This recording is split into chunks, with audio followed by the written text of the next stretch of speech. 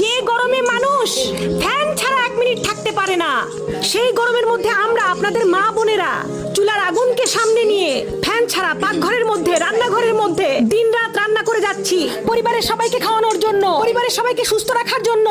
প্রশংসা তো জীবনে করেনি নাই, বদনাম করতে, দোষ ধরতে ছাড় দেন নাই।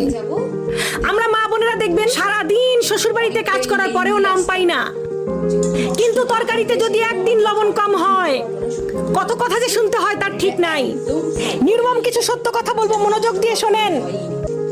নিজের টাকা দিয়ে যখন রেস্টুরেন্টে খেতে যান, খাবারও খান, টিপসও দেন, আবার বাইরে এসে স্ট্যাটাস মারেন।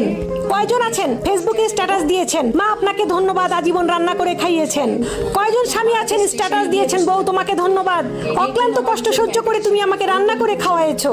কয়জন আছে? একজন